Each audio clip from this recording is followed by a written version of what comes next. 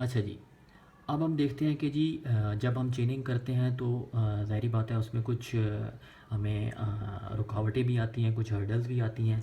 अब हम उन हर्डल्स को, उन ऑब्स्टिकल्स को डिस्कस करते हैं कि वो कौन कौन सी हर्डल्स जिनका सामना हमें करना पड़ सकता है। तो सबसे पहली जो चेनिंग की जो हर्डल है उसमें हम जो चेनिंग करते हैं दो डिफरेंट पॉइंट्स के बीच, वो चेनिंग तो आप कर सकते हैं लेकिन वो जो दो पॉइंट्स हैं वो आपस में इंटरविजिबल नहीं होते। ठीक हो गया जी। दूसरे केस में दो पॉइंट्स तो इंटरविजिबल होते हैं लेकिन उनके दरमियान आपको जो चेनिंग करेंगे, जो चेनिंग का प्रोसेस करेंगे, वो अब उसमें हर्डल्स आएंगी। और तीसरा, इसमें ना आप चेनिंग कर सकते हैं और ना ही आपको वो जो दो पॉइंट्स हैं वो आपको विजिबल होंगे। ठीक हो गया जी। ये जो पहली टाइप की ऑब्स्टिकल्स हैं ये बेसिकली जब ग्राउंड थोड़ा सा रेज हुआ हो या कोई हिल हो या कोई वुडन फॉरेस्ट हो, उस केस में हमें उसका सामना करना पड़ता है कि हमारी उसमें हम चेनिंग तो कर सकते हैं लेकिन डिफरेंट पॉइंट्स जो हमारे चेनिंग के अपोजिट एंड्स पर होते हैं उनको एक्सेस नहीं कर सकते। ठीक हो गया जी। अब इसमें भी हमारे पास दो फर्दर केसेस होते हैं। पहला केस में कि आप की जो लाइन, जो एंड लाइन है वो विजिबल होती है, लेकिन दूसरे केस में मिड पॉइंट तक वो लाइन आपको, ends of the line are not visible from midpoint, कि आप मिड पॉइंट से उस लाइन को भी मतलब वो आपको विजिबल नहीं होती। ये इंटरवीनिंग हिल के केस में, रेजिंग ग्राउंड या वुडन फॉरेस्ट के केस में ये ऑब्स्ट्रक्शंस आ सकती हैं। फिर दूसरे केस में मैंने आपको बताया कि चेनिंग में ऑब्स्ट्रक्शन आती है लेकिन आप दो पॉइंट्स को इजीली देख सकते हैं। ये आपके पॉन्ड्स में, लेक्स में, रिवर्स के केस में ये सिचुएशन आपको आपको इसका सामना करना पड़ सकता है। इन केसेस में आप करते क्या है कि आप डिफरेंट ऑफसेट, परपेंडिकुलर ऑफसेट या ऑब्लीक ऑफसेट्स लगा के और फिर उनकी लीनियर मेजरमेंट्स या उनके जो एंगल्स होते हैं वो मालूम करके आप इसमें ट्रिग्नोमेट्रिक फार्मूले लगा के वो जो चेनिंग लाइन होती है उसकी टोटल लेंथ मेजर कर सकते हैं। ठीक है जी। ये पॉन्ड हो गया, लेक हो गया, रिवर हो गया। अच्छा जी, फिर आखिरी टाइप होती है जिसमें आपको ना पॉइंट्स विजिबल होते हैं ना ही आप उसमें चेनिंग लाइन आपको विजिबल होती है। ये केस आता है जब आपके पास आपकी चेनिंग लाइन के बीच में कोई टॉल बिल्डिंग आ जाए। तो अगेन इसमें भी हम ऑफसेट्स, डिफरेंट परपेंडिकुलर या ऑब्लिक ऑफसेट लगा के एंगल मेजर करके ट्रिग्नोमेट्री के फार्मूले लगा के हम अपनी जो चेन लेंथ है उसकी टोटल जो हॉरिजेंटल डिस्टेंस है वो इजीली मेजर कर सकते हैं। अच्छा जी, जब भी हम चेनिंग का ऑपरेशन करते हैं तो उसमें डिफरेंट एरर्स आ सकते हैं। ठीक है जी। उसमें आपके पास जो मेजर टाइप ऑफ एरर होते हैं वो आपका, एक तो जो सबसे डेंजरस टाइप ऑफ एरर होता है वो कम्युलेटिव एरर होता है। मतलब ये कि आप जैसे जैसे अपनी चेन लेंथ पे आगे मूव करते जाएंगे वो एरर आपका ऐड होता जाएगा और at the end of चेनिंग operation वो एरर बहुत ज़्यादा मतलब ऐड अप होके मैग्नीफाई हो चुका होगा, जिसको फिर आप रिमूव नहीं कर सकते। या तो आपको फिर चेनिंग ऑपरेशन सिरे से करना पड़ेगा। तो एरर कौन कौन से होते हैं हम देख सकते हैं कि आपने जो चेन की जो लेंथ है उसमें एरर आ सकता है, या वो टू शॉर्ट होगी या टू लॉन्ग होगी। फिर आप जब दो चेनिंग के ऊपर रेंजिंग करते हैं वो डिफरेंट पॉइंट्स अलाइन नहीं होते। ठीक है, आपने सही तरह रेंज नहीं किए होते। फिर आप चेन को जब होल्ड करता है लीडर और फॉरवर्ड, उस होल्डिंग की वजह से चेन में क्या होता है कि उसकी सही तरह स्ट्रेचिंग नहीं होती, अगेन फिर उसमें एरर आ जाएगा। फिर बाज़ औक़ात चेन आप हॉरिजेंटली होल्ड नहीं करते, उसमें सैगिंग आ जाती है। फिर टेम्परेचर की वजह से उसमें एरर आ सकते हैं।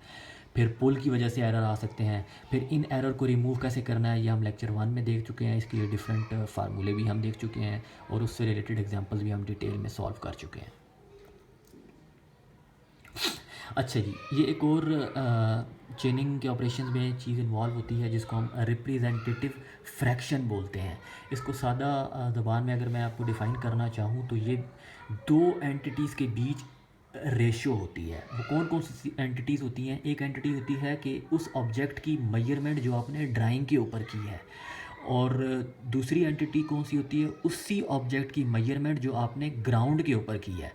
ठीक है जी। तो रिप्रेजेंटेटिव फ्रैक्शन क्या होगी, इट्स अ रेशो बिटवीन आपने जो मेजरमेंट की है ऑब्जेक्ट की ड्राइंग के ऊपर, और आपने जो मेजरमेंट की है उसी ऑब्जेक्ट की ग्राउंड के ऊपर, इसकी जो रेशो आएगी उसको हम बोलते हैं ये हमारा रिप्रेजेंटेटिव फ्रैक्शन है। मिसाल के तौर पे आपने अपनी ड्राइंग शीट के ऊपर एक स्केल दिया है 1 centimetre is equal to 10 metres. इसका ये मतलब होगा कि 1 सेंटीमीटर अब जो चीज़ है ये आपकी मेजरमेंट है उस ऑब्जेक्ट की ड्राइंग के ऊपर, और 10 मीटर आपकी उसी चीज़ की मेजरमेंट है ग्राउंड के ऊपर। तो इसका रिप्रेजेंटेटिव फ्रैक्शन आपने कैसे निकालनी है, सिंपल, इसको आपने डिवाइड कर देना है 1/10 मीटर्स। अब आपने करना क्या है कि इनकी यूनिट सेम करनी है। अब इस केस में हमने इन दोनों की यूनिट सेंटीमीटर्स में करनी है। ठीक हो गया जी। सेंटीमीटर्स में करने के लिए अब आपने 10 मीटर्स को सेंटीमीटर्स में करना है। हमें पता है 1 मीटर में 100 सेंटीमीटर्स होंगे, तो 10 मीटर्स में क्या होगा, 10 × 100 सेंटीमीटर्स हो जाएगी। तो हमारा रिप्रेजेंटेटिव फ्रैक्शन की वैल्यू इस स्पेसिफिक स्केल के हिसाब से 1/1000 आ जाएगी। ठीक है जी। इसी तरह आप जो ड्राइंग में करके भी आए होंगे, डिफरेंट आपने स्केल अपने फर्स्ट सेमेस्टर में पढ़े होंगे, डिफरेंट टाइप्स ऑफ स्केल हम यूज़ करते हैं। एक होता है हमारे पास प्लेन स्केल, फिर डायगोनल स्केल, कंपैरेटिव स्केल और वर्नियर स्केल। अब इन दो में से जो हमारा सर्वेयर होता है उसकी स्ट्रॉन्ग कमांड होनी चाहिए प्लेन और डायगोनल स्केल में। जो हमारे पास प्लेन स्केल होता है इसमें आप 2 यूनिट्स की मेजरमेंट कर सकते हैं, मतलब कि मीटर्स और डेसीमीटर्स तक आप अपना स्केल रीड कर सकते हैं। लेकिन डायगोनल के केस में आप 3 यूनिट्स तक मेजरमेंट्स कर सकते हैं, मतलब मीटर्स, डेसीमीटर्स और किसी थर्ड यूनिट में भी जा सकते हैं। कंपैरेटिव स्केल में क्या होता है कि आप 2 डिफरेंट यूनिट्स जो है उसी स्केल के ऊपर मौजूद होती हैं, उनको यूज़ करके आप अपना स्केल रीड कर सकते हैं। मतलब कि उस कंपैरेटिव स्केल के ऊपर मिसाल के तौर पे आप यार्ड्स में भी मेजरमेंट ले सकते हैं और आपको फीट्स में भी मेजरमेंट मिल सकती है। मतलब कि आप कंपैरेटिव स्केल में 2 डिफरेंट स्केल्स, उसके अंदर डिफरेंट डायमेंशन, मतलब अगर आप मीटर्स में चल रहे हैं तो मे बी आप मीटर्स और मिलीमीटर्स दोनों को कंपैरेटिव स्केल में स्टडी कर सकते हो। फिर ये अगेन वर्नियर स्केल होता है, ये हम वर्नियर कैलिपर एक हमारा इंस्ट्रूमेंट होता है, फिजिक्स में भी आप लोग पढ़ चुके हैं, उसको यूज़ करके हम ये मेजरमेंट अपनी निकालते हैं। ये हमारा डायगोनल स्केल्स कुछ इस तरह के होते हैं, ये आप देख सकते हैं, ये आपने यूज़ भी किए होंगे। फिर ये वर्नियर स्केल होता है, ठीक है जी। वर्नियर कैलिपर ये इंस्ट्रूमेंट है, इसको यूज़ करके हम अपना वर्नियर स्केल मेजर करते हैं। ठीक हो गया जी। अच्छा जी, चेनिंग से रिलेटेड आर्ट के आज के लेक्चर में हमने थ्योरी तो सारी देख ली है। अब हम 3-4 न्यूमेरिकल्स हैं वो सॉल्व कर लेते हैं। अच्छा जी, अब आप इसकी अगर स्टेटमेंट पढ़ें तो इसमें आप देख सकते हैं कि हमारा जो चेनिंग लाइन है PABQ, ठीक है, ये हमारी एक चेन लाइन है, इसके बीच एक हमारा पॉन्ड इन्वॉल्व हो गया है। अब हम इन पॉइंट्स को, तो ये हमारे विजिबल नहीं है, लेकिन हम इनको चेन कर सकते हैं। इसको चेन करने के लिए हमने किया क्या, पॉइंट A से पॉइंट C तक हमने एक ऑब्लिक ऑफसेट मार्क की 250 मीटर्स की। इसी तरह हमने पॉइंट A से पॉइंट D तक ऑब्लिक ऑफसेट मार्क की 300 मीटर्स की। और इसी तरह हमने C से B तक मेजरमेंट ली 100 मीटर्स की, और B से D तक जो हमारी मेजरमेंट आई वो हमने ली 150 मीटर्स की। अब इस न्यूमेरिकल में हमने जो चीज़ फाइंड करनी है वो हमने A से B तक की जो लेंथ है वो मालूम करनी है। अब इस केस में हमारे पास 2 डिफरेंट ट्राइंगल्स इन्वॉल्व हैं, एक हमारे पास ACB और दूसरी जो ट्राइंगल है वो है AB और D। इन 2 ट्राइंगल्स को हम बारी बारी सॉल्व करेंगे और हमारी जो रिक्वायर्ड लेंथ है उसको हम कैलकुलेट करेंगे। पहले हम अपनी ACB ट्राइंगल को सॉल्व करेंगे और उससे जो डाटा होगा, ठीक है, यानी कि सबसे पहले हम अपनी जो बड़ी ट्राइंगल है ADC उसको सॉल्व करेंगे, उसके बाद हम अपनी जो छोटी ट्राइंगल है ABD उसको सॉल्व करेंगे।